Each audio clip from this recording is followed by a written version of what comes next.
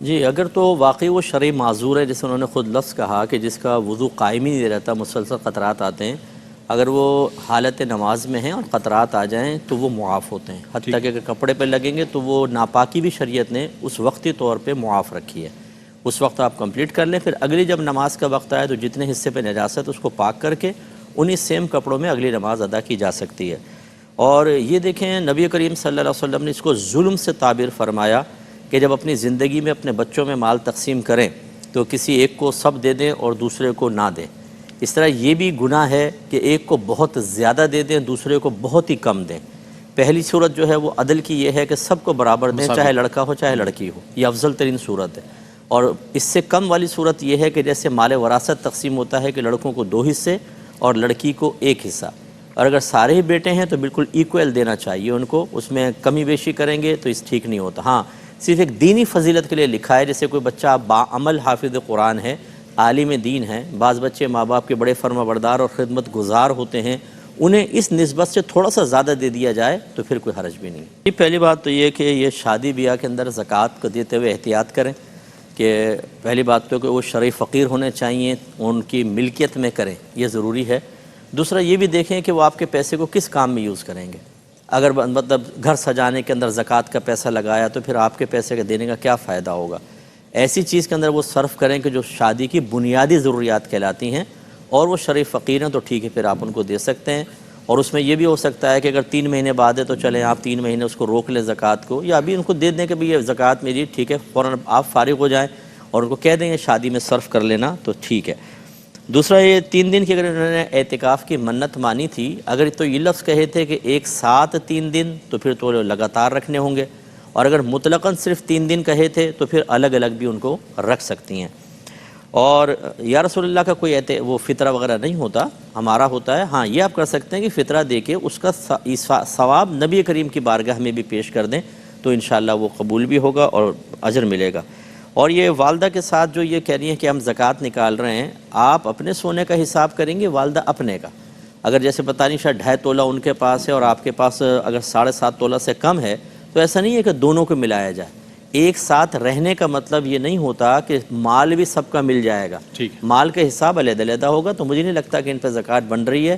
اسی لیے ہم گزارش کرتے ہیں کہ آپ پہلے شرعی مسئلے سیکھ لیں۔ اب یہ پہلے اپنے ذہن سے عمل کر رہی ہیں، ابھی یہ معلوم کیا ہے، اگر پہلے معلوم کر لیتے تو ہو سکتا ہے کہ ان پہ زکوٰۃ بنی نہ رہی ہوتی اور یہ ادا کر رہے ہوتے، تو اس لیے اب ذرا اس پر غور کر لیا جائے۔ اور یہ جو بہن نے اپنے سسر کو سونا بینک میں رکھوانے کے لیے دیا، یہ سود اس پہ ملا، سسر بھی گناہ گار اور یہ بھی گناہ گار۔ یہ یاد رکھیں کہ ادب احترام اپنے مقام پر ہے، لیکن نبی کریم صلی اللہ علیہ وسلم نے ارشاد فرمایا کہ اللہ تعالیٰ کی نافرمانی میں کسی مخلوق کی اطاعت جائز نہیں ہے۔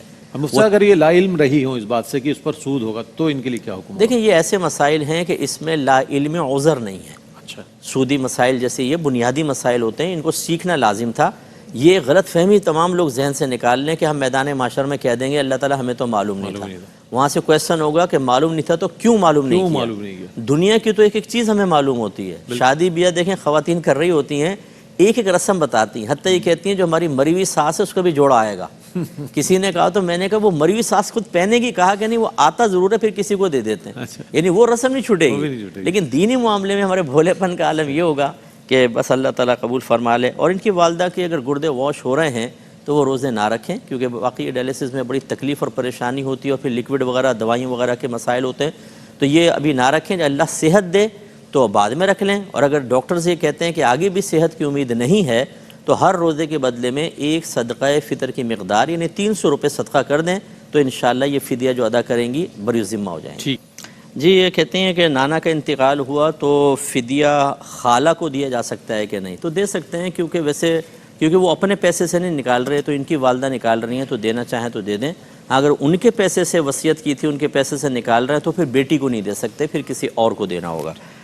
اور یہ کہتے ہیں کہ وہ بچہ جو تھا وہ خالہ کو دے دیا تھا، اب جب ان کی وراثت تقسیم ہوئی تو اس بچے کو وراثت سے محروم کر دیا، تو کیا حکم شرع ہے؟ دیکھیں وہ محروم نہیں ہوگا، کسی کو دے دینے سے کوئی بچے کا حق ختم نہیں ہو جاتا، اور جب تک والدین زندہ ہوں غیر یتیم بچے کو کسی کے حوالے کرنا یہ شرعی غیر شرعی طریقہ، یہ بالکل ٹھیک طریقہ نہیں ہے۔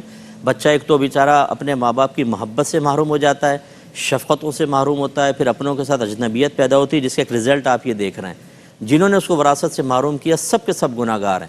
نبی کریم صلی اللہ علیہ وسلم فرماتے ہیں جو کسی کو وارث کو اس کی میراث سے محروم کرے اللہ تعالیٰ ان کو جنت کی میراث سے محروم کر دے گا۔ اللہ اکبر۔ اب یہ بچی کہتی ہیں کہ میرے والد اپنے حصے سے دیں، یہ نہیں، باقی سارے ورثاء اپنے اپنے حصے سے اس کا حصہ نکالیں اور باقاعدہ اس کو دیں۔ آپ کے والد پہ لازم نہیں ہے، ہاں یہ دیکھ لیں کہ ان کے والد غور کریں کہ اگر میں پورا حصہ نکلتا تو کتنا بنتا، اسے تمام ورثاء میں ڈیوائیڈ کریں بشمول اپنے۔ پھر مثلا اگر 5 لاکھ بنتا اور ان پہ 1 لاکھ آ رہا ہے تو یہ 1 لاکھ اپنا دے کے یہ تو بڑی ذمہ ہو جائے، باقی سب کو انفارم کر دیں کہ تمہارے حصے میں سے اس کا حصہ ہے، اس کو دے دیں، وہ نہ دیں تو آخرت میں خود قابل گرفت ہوں گے۔ فون پر جب شوہر 3 طلاقیں دے تو تینوں واقع ہو جاتی ہیں۔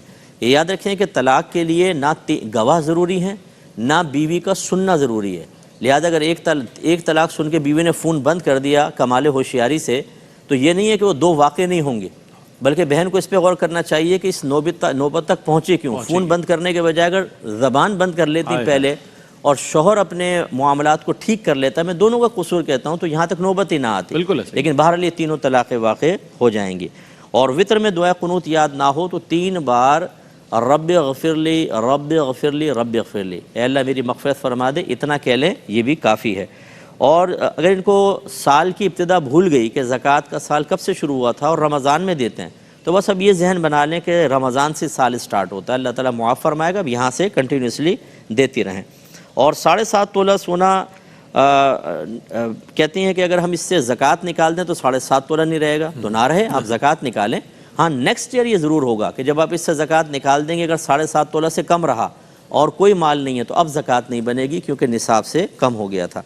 اور انہوں نے کہا کہ اگر 2 چیزوں کو ملا لیتے ہیں، یعنی تھوڑا سونا ہے تھوڑا روپیہ ہے تو وہ 7.5 تولہ سونا تک نہیں پہنچتا تو کیا زکوٰۃ ہوگی کہ نہیں ہوگی؟ اور بعد میں انہوں نے یہ کہا کہ کیا ہم چاندی کا حساب کریں، تو حکم یہی ہے کہ چاندی کے نصاب کا کریں گے۔ مثلا 1 تولہ سونا ہے 10,000 روپے ہیں، آپ نے حساب کیا، آپ 7.5 تولہ سونے کو نہیں دیکھیں گے بلکہ یہ دیکھیں کہ 52.5 تولہ چاندی کی قیمت تک پہنچتا ہے کہ نہیں۔ یہ اس لیے کم والا نصاب رکھا ہے تاکہ زکوٰۃ بنے اور غریبوں کا بھلا ہو، ورنہ 7.5 تولہ ہی اگر نصاب رکھتے تو پھر تو بہت مشکل تھا کہ کم مالوں کے اندر زکوٰۃ وہاں تک پہنچتی، اس لیے دینی ہوگی۔